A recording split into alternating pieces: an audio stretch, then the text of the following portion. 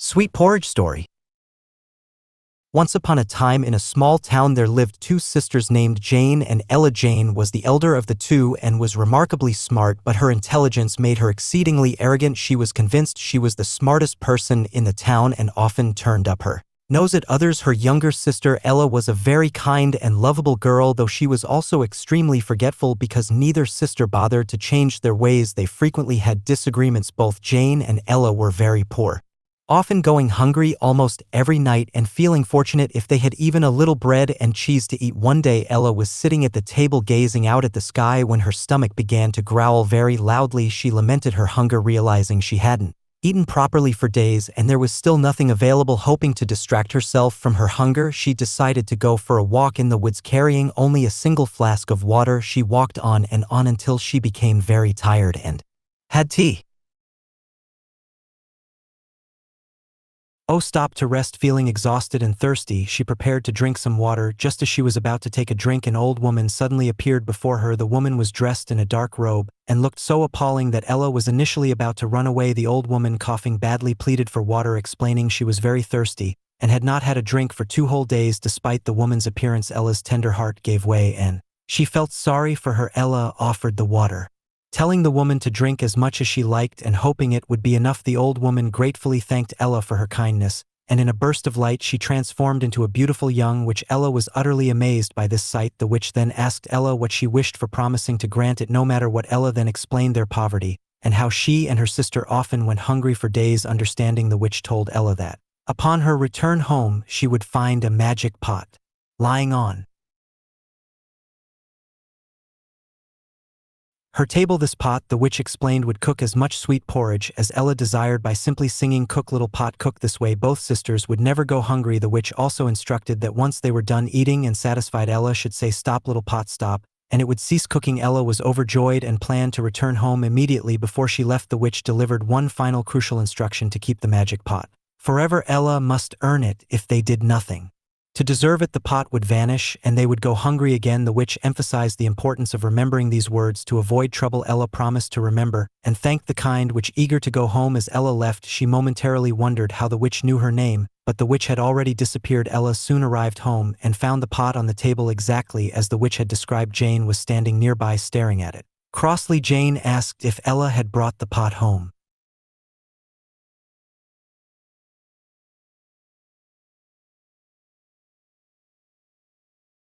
to which Ella proudly affirmed she had. Feeling amazing, Jane, however, was skeptical, questioning what was amazing about a pot. When they needed a way to put food into it, Ella excitedly revealed that the pot was magical and would feed them forever. Jane, still skeptical and somewhat mean-spirited, remarked that while she was aware of their hunger, it seemed Ella's brain had shrunk even more. To prove it, Ella looked at the pot and chanted, "Cook, little pot, cook." As soon as Ella finished her spell, the pot began bubbling and brewing hot porridge on its own. Jane was utterly amazed and Ella watched with glee. Instantly the porridge was done, its aroma filling the room and making both girls hungrier than ever. They tasted it and agreed it was the best porridge they had ever eaten. From that day forward they ate to their heart's content every day and were never hungry again, never tiring of the delicious porridge. However, one day Ella decided to go out. She reminded herself that she absolutely must remember to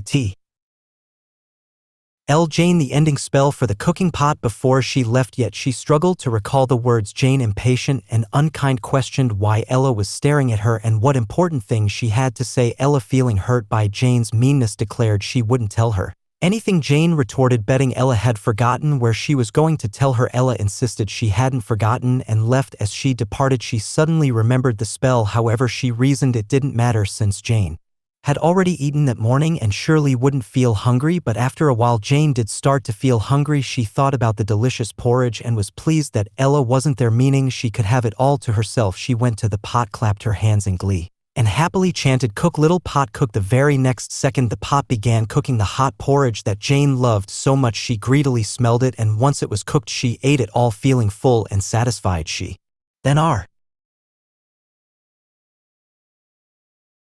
realized she needed to make the pot stop cooking. She tried saying, "Stop cooking, pot," but those were not the correct words. Ella had never told Jane the spell to stop the pot from cooking. Jane grew panicked, yelling, "Oh no, what do I do? And enough, no more porridge. Stop, you silly porridge pot." No matter what she screamed, the pot continued bubbling up more and more sweet hot porridge. Poor Jane kept yelling, but nothing helped. After a while Ella returned home thinking nothing bad could have happened from Forgetting just a small silly spell, she then noticed something coming out from under the floor and smelled porridge. Ella looked through the window and was met with a disastrous sight. The entire house was filled with sticky sweet porridge. Vases and chairs were swimming in it. She wondered where Jane was. That's when she saw poor Jane sitting on top of a table that was slowly and steadily sinking into the steaming porridge. Jane, desperate, cried out for Ella. Ella quickly asked what had happened. Jane, please,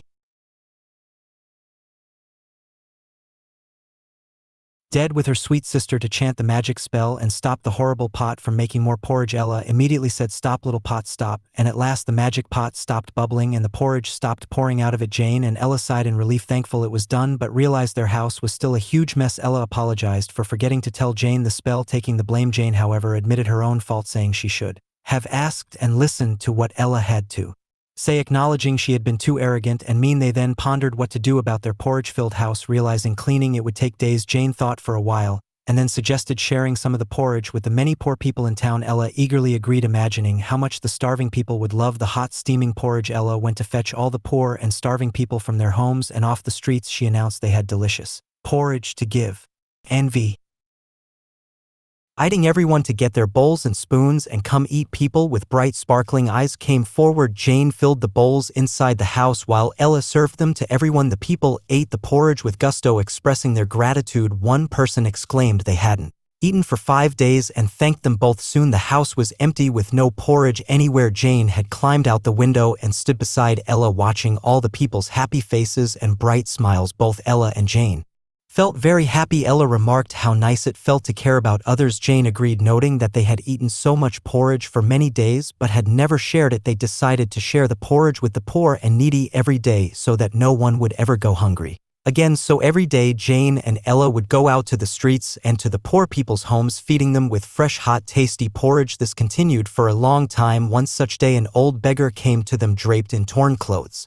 Ella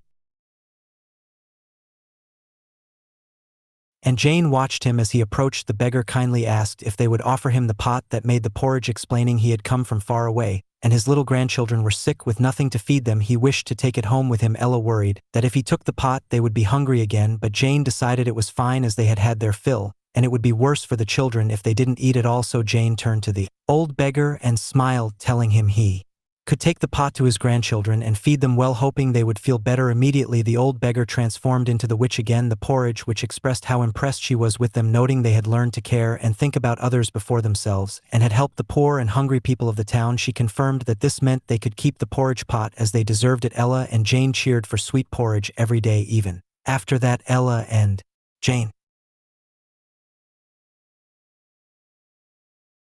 continued to feed the poor and hungry every day, enjoying the happy smiles on people's faces, which in turn made them very happy. The story of the sweet porridge offers a profound exploration of character transformation and the true meaning of generosity. At the outset, we are introduced to two sisters with distinct flaws. Jane embodies intellectual arrogance, believing herself superior to everyone else in town, a trait that makes her unkind and unapproachable. Ella, on the other hand, possesses a tender heart and a deep capacity for kindness, yet she is hampered by extreme forgetfulness, a characteristic that proves to be the catalyst for the story's central conflict. Their initial state of poverty is a stark backdrop highlighting their physical hunger, but it is their spiritual and emotional hunger for growth that the narrative ultimately addresses. Ella's act of spontaneous kindness in sharing her last bit of water with the seemingly appalling old woman is the pivotal moment. This single act of self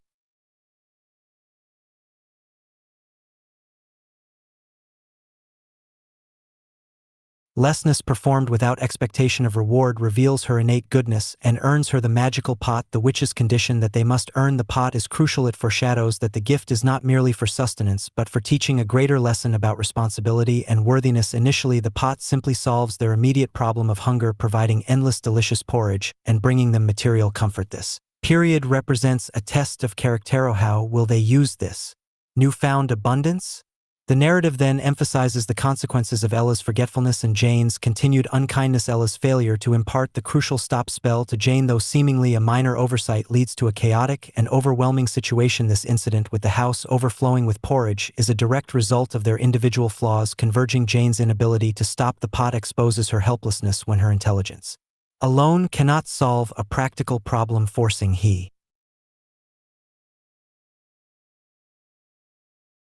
are to rely on Ella. Her desperate state and Ella's return lead to a moment of shared vulnerability and a significant turning point. Both sisters acknowledge their respective faults, Ella's forgetfulness and Jane's arrogance and meanness. This shared responsibility for the disaster paves the way for their joint solution. The decision to share the immense amount of porridge with the poor people of the town is the true turning point in their character development. It signifies a shift from self-preservation to selflessness. The act of feeding the starving community fills them with a joy far deeper than merely satisfying their own hunger. This shared experience of giving and seeing the happiness on others' faces transforms their perspectives. They move beyond the initial lesson of sustenance and embrace the deeper truth that true happiness and abundance come from caring for others. Their commitment to feeding the poor every single day demonstrates a sustained and genuine change in their behavior and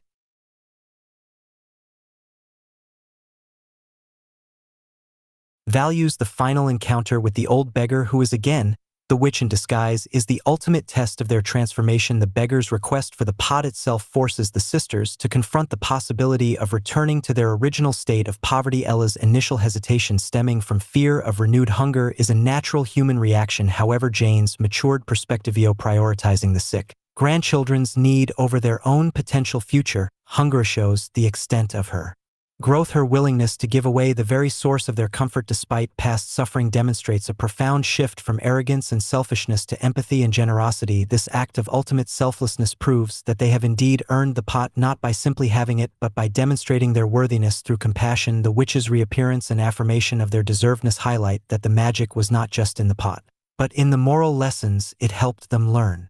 Their